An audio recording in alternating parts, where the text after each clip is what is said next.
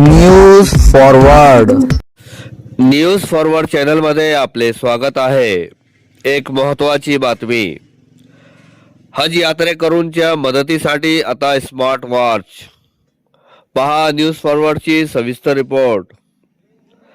पवित्र हज यात्रेला यंदा महाराष्ट्रातून किमान 21,000 हज यात्रेकरू जाणार आहेत। यंदा प्रत्येक हज यात्रेकरूच्या मनगटावर स्मार्ट वॉच राहणार आहे। यामध्ये GPS ट्रॅकिंग, सिम कार्ड इत्यादी अत्याधुनिक सोयीसुविधा असतील।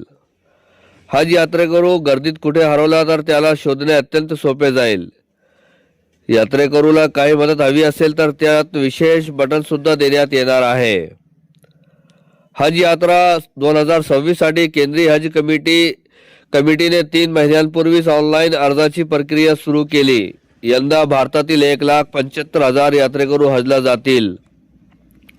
त्या दृष्टीने हज कमिटीने विविध सुविधांवर भर देण्यास सुरुवात केली।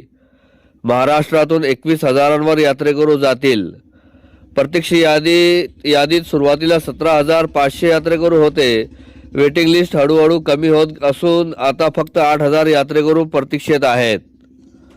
सौदी अरेबिया सरकार दरवर्षी यात्रेकरूंच्या सोयीसाठी अत्याधुनिक तंत्रज्ञानाचा वापर करते। यंदा भारतातील यात्रेकरूंसाठी केंद्रीय हज समितीने मोठा निर्णय घेतला आहे। प्रत्येक यात्रेकरूच्या मनगटावर हे घड्याळ देण्यात येईल। त्यासाठी कमिटीने निविदा प्रक्रिया राबवायला सुरुवात केली। घड्याळाचा खर्च यात्रेकरूंना द्यावा लागेल किंवा हज कमिटी मोफत देणार हे अद्याप जाहीर करण्यात आलेले नाही। हज यात्रेच्या दरम्यान जगभरातील यात्रेकरू येतात। गर्दीत अनेक भारतीय यात्रेकरू हरवतात। त्यांना रस्ता सापडत नाही, त्यामुळे त्यांना शोधणे थोडे अवघड जाते।